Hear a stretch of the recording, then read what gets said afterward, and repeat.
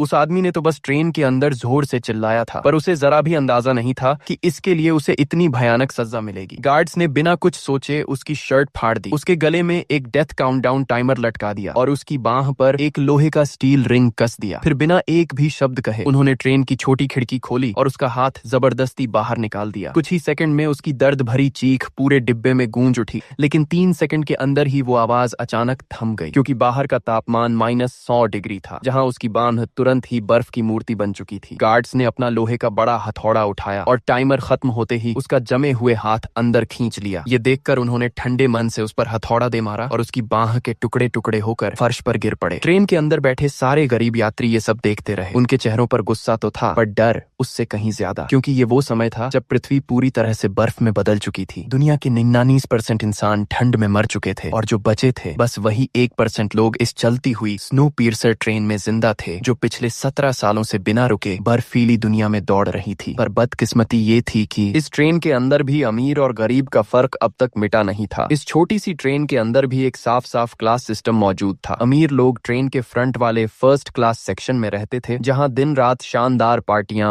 Music और luxury life चलती रहती थी। लेकिन गरीबों का हाल कुछ और ही था। उन्हें रहना पड़ता था ट्रेन के सबसे आखिरी डिब्बे में, जहां गंदगी, बदबू और अंधेरा ही उनकी जिंदगी बन चुका था। उनके खाने का जरिया था एक काली चिपचिपी प्रोटीन बार, जो देखने में उतनी ही घटिया लगती थी जितनी उसकी खुशबू। लेकिन इसके अलावा उनके पास जिंदा रहने का कोई और रास्ता नहीं था। इतना ही नहीं, कभी कभी फ्रंट क्लास के अमीर लोग उनके डिब्बे में आकर छोटे बच्चों को उठा ले जाते थे और कोई कुछ नहीं कर पाता था। एक दिन जब एक गरीब ने बस इतना कह दिया, अब बहुत हो गया, तो उसे बेरहमी से सजा दी गई, ठीक वैसे ही जैसे पहले वाले आदमी को मिली थी। पर जहाँ ज्यादती होती है वहाँ बगावत भी जरूर जन्म लेती है। जैसे कहते हैं, खरगोश भी कोने में फंस जाए तो काट लेता है। उस दिन डिब्बे के लोगों का सब्र टूट गया था। जब गार्ड रोज की तरह काले प्रोटीन ब्लॉक्स बांटने आया, तो एक आदमी निक में ने तय किया कि अब और नहीं सहेंगे। उसे पिछले कई सालों से शक था कि गार्ड्स की बंदूकें शायद खाली हैं, उनमें गोलियां नहीं हैं। तो उसने जान जोखिम में डालकर सीधे गार्ड की राइफल अपने माथे पर रख ली और उसे ट्रिगर दबाने की चुनौती दी। जब गोली नहीं चली तो सबको यकीन हो गया कि निक सही था, और उसी पल गरीबों ने अपने पहले से छिपाकर रखे लौह पाइप उठाए और झटपट बंद होती दरवाजे की ओर दौड़ पड़े, क्योंकि अब वक्त आ गया था ट्रेन के सिस्टम को हिलाने का। उन्होंने दरवाजे को जोर से धक्का देकर बंद कर दिया और इस बार किसी भी गार्ड को अंदर घुसने नहीं दिया। गार्ड्स ने फायर करने की कोशिश की, पर जैसे निक ने कहा था, उनकी बंदूकों में सच में गोलियां नहीं थीं। कुछ ही मिनटों में सारे गार्ड्स को गरीबों ने काबू में कर लिया। लेकिन तभी भीड़ के बीच से एक लंबा चौड़ा डरावना आदमी सामने आया, हाथ में भारी लोहे की कुल्हाड़ी, जिसे वह हवा में घुमा घुमा कर सबको डराने लगा। लोग पीछे हट गए, किसी की हिम्मत नहीं हुई उसके करीब जाने की। तभी एक जवान लड़का आगे आया। उसने अपनी जैकेट फेंकी और झट से उसकी ओर दौड़ा। अपने फुर्तीले मूवमेंट से वह सीधा उस दानव जैसे आदमी तक पहुंचा और एक झटके में छुरी उसके सीने में घोंप दी। वो वहीं गिर पड़ा और बाकी लोगों ने राहत की सांस ली। अब सबका अगला टारगेट था ट्रेन का जेल सेक्शन। वहां उन्होंने एक पिता और उसकी बेटी को कैद में पाया। ये दोनों उनके मिशन के लिए बहुत जरूरी थे। वो आदमी एक लॉक एक्सपर्ट था, जो किसी भी दरवाजे का ताला खोल सकता था, और उसकी बेटी में एक अजीब सी खासियत थी, वो बंद डिब्बे के पार भी सुन सकती थी कि अंदर क्या हो रहा है। उस आदमी ने अपने टूल्स निकाले और कुछ ही मिनटों में उसने ट्रेन के अगले डिब्बे का लॉक खोल दिया। दरवाजा धीरे धीरे खुला और सबकी आंखें फटी रह गईं, क्योंकि अंदर कोई नहीं था, बस सन्नाटा। ये उन सबका पहली बार था जब उन्होंने अपने गंदे डिब्बे से बाहर की ट्रेन देखी। सालों बाद उन्हें पहली बार दूसरी दुनिया की झलक मिली थी। पर ये देखने का वक्त नहीं था, क्योंकि गार्ड्स किसी भी पल लौट सकते थे। इसलिए उन्होंने बिना वक्त गंवाए दूसरा दरवाजा भी खोल दिया और अब उनके सामने था ट्रेन का अगला रहस्यमयी सेक्शन। अब वो सब पहुंच चुके थे उस डिब्बे में जहां बनाए जाते थे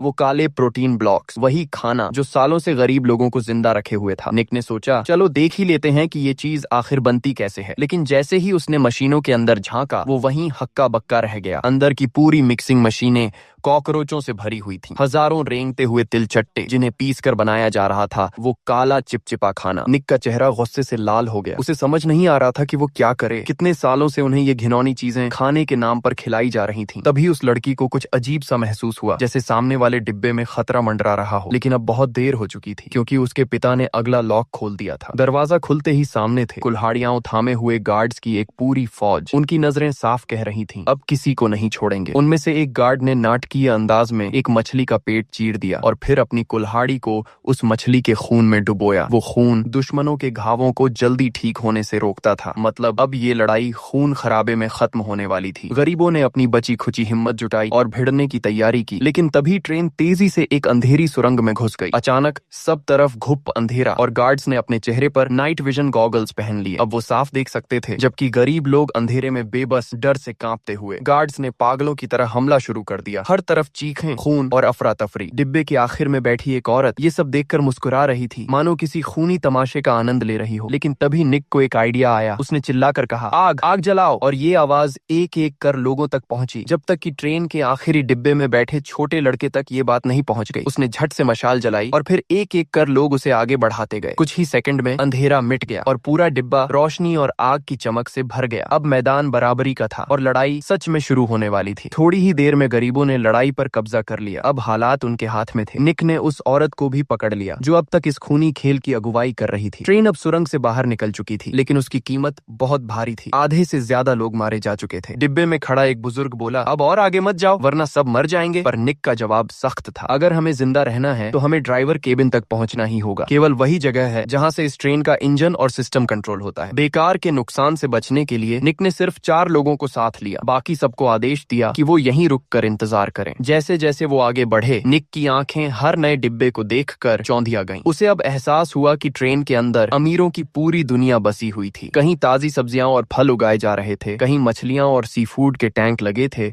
और कुछ जगहों पर मांस का पहाड़ था, इतना कि वो लोग सालों साल खा सकते थे। ये सब देखकर निक के भीतर गुस्से की आग भड़क उठी, क्योंकि जिस ट्रेन में अमीरों के बच्चे लग्जरी एजुकेशन पा रहे थे, वहीं गरीबों के बच्चे तो पकड़े जाकर गायब कर दिए जाते थे, जिन्होंने जिंदगी में एक दिन की भी स्कूलिंग नहीं देखी। निक अपनी नाराजगी को दबाने ही वाला था कि अचानक एक गंजा आदमी सामने आया। वो एक ट्रॉली में अंडों से भरी टोकरी लेकर आ रहा था। मुस्कुराते हुए उसने कहा, ये तुम्हारे लिए न्यू ईयर गिफ्ट है, खाओ जितना मन चाहे। डिब्बे में हल्की सी राहत की लहर दौड़ी। लोगों ने हैरानी से एक दूसरे को देखा, क्या ये सच में इतनी आसानी से दे रहा है? लेकिन अगले ही सेकंड सबको पता चल गया कि वो आदमी इतना मासूम नहीं था। अचानक उस गंजे आदमी ने मुस्कान छोड़कर अपना सच्चा चेहरा दिखा दिया। उसने अपनी ट्रॉली के नीचे से सब मशीन गन निकाली और बिना किसी चेतावनी के फायरिंग शुरू कर दी। गोलीबारी से पूरा डिब्बा हिल गया। गरीब लोग बुरी तरह घबरा गए। कई लोग मौके पर ही गिर पड़े। लेकिन उसी वक्त घुंघराले बालों वाला लड़का करली हरकत में आया। उसने झट से अपनी फ्लाइंग नाइफ निकाली और एक झटके में गोली चलाने वाली टीचर जैसी औरत को मार गिराया। वो खुद जमीन पर लेटकर मरा हुआ दिखाने लगा और किसी तरह जान बचा ली। पर पीछे के डिब्बों में बैठे बाकी गरीबों के पास वो मौका नहीं था। निक ने ट्रेन के मॉनिटर पर नजर डाली और उसका दिल दहला गया। स्क्रीन पर साफ दिख रहा था, गार्ड्स ने पीछे के सारे गरीबों को बेहरमी से मार डाला था। गुस्से से निक की आंखें लाल हो गईं। उसने वहीं पड़ी टीचर की गन उठाई और अपने साथियों से कहा, अब ये लड़ाई पूरी करनी ही होगी। उसने अपनी छोटी बहन को अलविदा कहा और बचे हुए 3 लोगों के साथ आगे बढ़ गया। रास्ते में उन्होंने देखा अमीरों का असली स्वर्ग। लोग शानदार कपड़ों में शैंपेन पीते हुए, संगीत और नाच में डूबे हुए। लेकिन जैसे ही उन्होंने गरीबों को अपने डिब्बे में आते देखा, उनके चेहरों पर घृणा और नफरत साफ झलक रही थी, मानो किसी ने उनके आलीशान घर में कीचड़ फेंक दिया हो। उसी वक्त ट्रेन ने एक तेज मोड़ लिया और पीछे वाले डिब्बों के गार्ड्स ने फ्रंट सेक्शन की ओर गोलीबारी शुरू कर दी। निक ने भी 2 राउंड फायर किए, पर दोनों तरफ कोई चोट नहीं लगी। गोलियां दीवारों से टकरा कर रह गईं। तभी लॉक एक्सपर्ट ने कुछ नोटिस किया। एक बर्फ का टुकड़ा खिड़की से उड़ता हुआ अंदर आया